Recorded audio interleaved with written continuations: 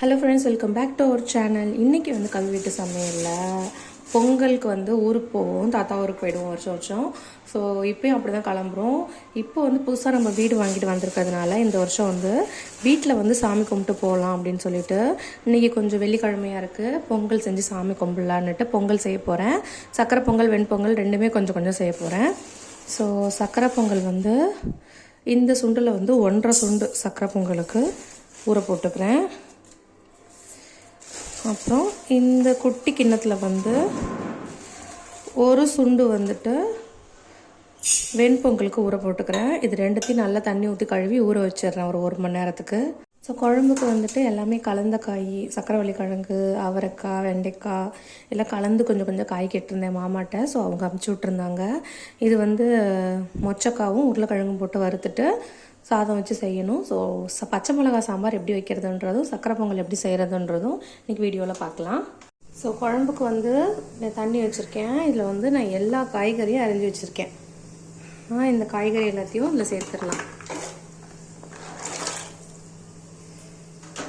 அடுத்து வந்து ஒரு பெரிய வெங்காயம், ஒரு பெரிய சைஸ் தக்காளி, இது ரெண்டுத்தையும் ஆட் பண்ணிடுறேன்.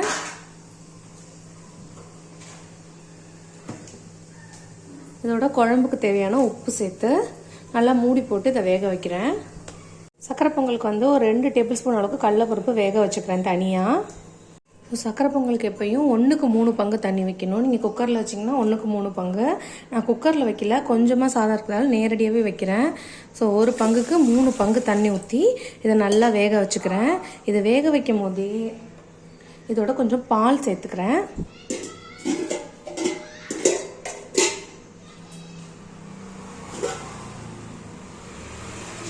ஸோ கொஞ்சமாக வந்து பால் சேர்த்துக்கிறேன் சக்கரை பொங்கலுக்கு.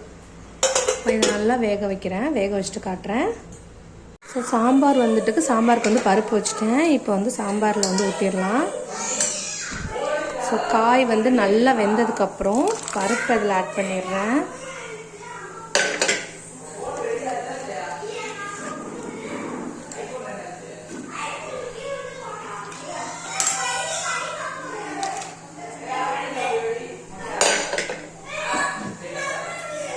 ஸோ இப்போ வந்து நான் அரைச்சி வச்சுருக்கேன் தேங்காய் பச்சை மிளகா பேஸ்ட்டு இதோட சேர்த்து ஆட் பண்ணிடுறேன். ஆட் பண்ணி நல்லா கொதிக்க விட வேண்டியதான். இதுக்கு மஞ்சத்தூள்லாம் எதுவுமே போடக்கூடாது. ஸோ இது நல்லா கொதிச்சு வரட்டும். ஸோ சாதம் வந்து இந்த மாதிரி இந்த அளவுக்கு வெந்துருச்சு. இந்த ஸ்டேஜில் நான் வேக வச்சுருக்க கடலைப்பருப்பை இதோட ஆட் பண்ணிக்கிறேன். அடுத்து வெல்லம் வந்துட்டு நான் நசுக்கி வச்சுருக்கேன். 1 கிலோ வெல்லத்தில் 3/4 கிலோ வெல்லம். நான் ஏன்னா சாதம் கொஞ்சம் நிறைய போட்டிருக்கேன். ஸோ 1 கிலோ வெல்லத்தில் 3/4 கிலோ வெல்லம் போட்டு இதோட வந்து நல்லா கலந்து விட்டுக்கிறேன். நான் ஃபஸ்ட்டு உங்கள்கிட்ட காட்டின அளவு இல்லை, இப்போ கொஞ்சம் கூட போட்டிருக்கேன் சாதம். இந்த வெல்லம் வந்து நல்லா கரையட்டும். இப்போ வந்து நல்லா வெல்லம் வந்து கரைஞ்சிருச்சு. இந்த ஸ்டேஜில் ஒரு 4 கல் உப்பு போட்டுக்கிறேன். உப்பு போட்டு இதையும் இதோட கிண்டிடலாம். இப்போ ஃபைனலாக வந்து 4 ஏலக்காய் தட்டி போடணும் இதில். ஸோ இந்த ஸ்டேஜில் வந்து ஒரு 4 ஏலக்காவை வந்து கட் பண்ணி போட்டு இதோட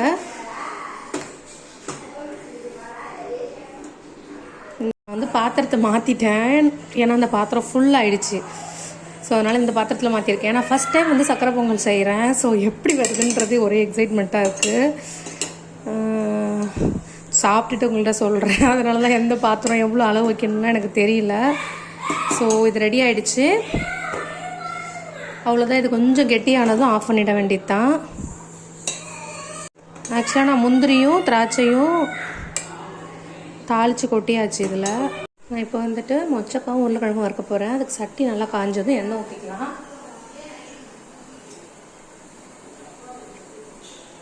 நான் ஒரு 2 டேபிள் ஸ்பூன் அளவுக்கு எண்ணெய் ஊற்றிருக்கேன். இப்போ எண்ணெய் நல்லா காஞ்சதும் நறுக்கி வச்சுருக்க வெங்காயம், 2 பெரிய வெங்காயம், ஒரு 5-6 பல் பூண்டு, கருவேப்பிலை வந்து அரிஞ்சு வச்சுருக்கேன். இது எல்லாத்தையும்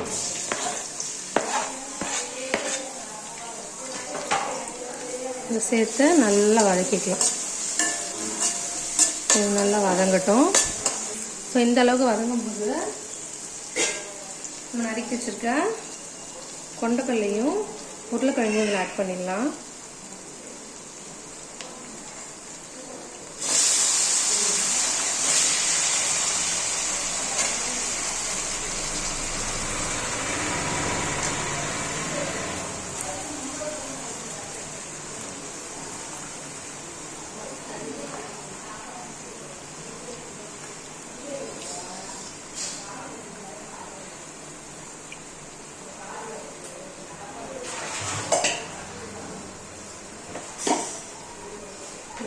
மஞ்சத்தூள் வந்துட்டு ஒரு 1/2 ஸ்பூன் அளவுக்கு மஞ்சத்தூள் போட்டுக்கிறேன்.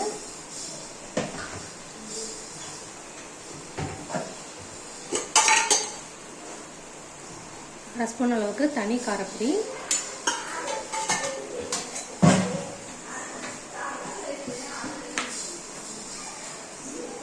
ஒரு டேபிள் ஸ்பூன் அளவுக்கு மல்லித்தூள் போட்டுக்கிறேன்.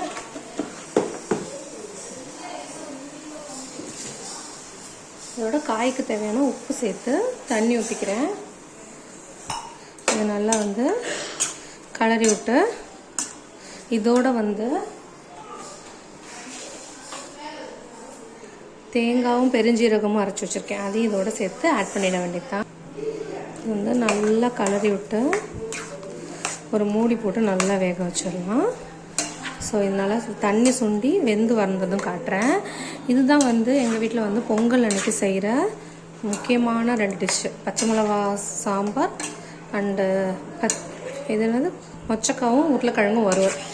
ஸோ இது நல்லா வேகட்டும். ஸோ இப்போ பொங்கல் வந்து வெண்பொங்கல் வந்து ரெடி ஆயிடுச்சு.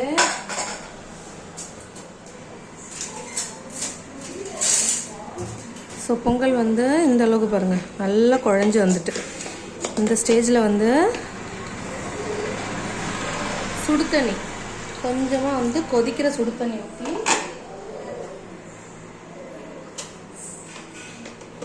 அதில் உப்பு வந்து சாதத்துக்குன மாதிரி உப்பு போட்டு நல்லா கலந்து வச்சிட வேண்டியது தான்.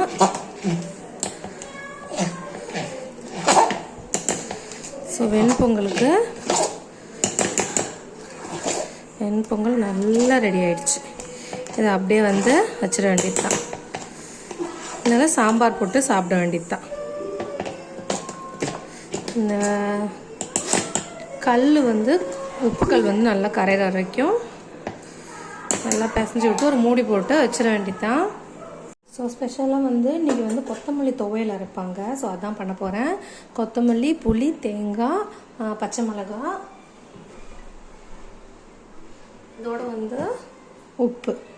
ஸோ இதை அப்படியே வச்சு துவையலாக குறைன்னு அரைச்சி துவையலாக தொட்டுட்டு சாப்பிட்டா சூப்பராக இருக்கும். ஸோ இதை நான் அரைச்சிட்டு காட்டுறேன். அதை வந்து ரெடி ஆகிட்டுருக்கு. இந்த பக்கம் வந்து ஃபினிஷ் இன்னும் கொஞ்சம் நேரத்தில் இது ரெடி ஆகிடும். மொச்சக்காய் உருளைக்கிழங்கு வறுவல். இந்த பக்கம் வந்து வெண்பொங்கல், அப்புறம் சக்கரை பொங்கல், அடுத்து பச்சை மிளகாய் சாம்பார், அப்புறம் ரசம், அப்புறம் கொத்தமல்லி துவையல். ஸோ இதான் லஞ்சு. நான் சாமி கும்பிடும் போது உங்களுக்கு காட்டுறேன். உங்களுக்கு இந்த வீடியோ வந்து பிடிச்சிருக்குன்னு நம்புகிறேன். என்ன போல் எத்தனை பேர் ஃபஸ்ட் டைம் பொங்கல் ட்ரை பண்ணியிருக்கீங்கன்னு மறக்காமல் கமெண்ட் பண்ணுங்கள். நான் என்னோடய வீடியோவில் மீட் பண்ணுறேன் ஃப்ரெண்ட்ஸ். பாய்.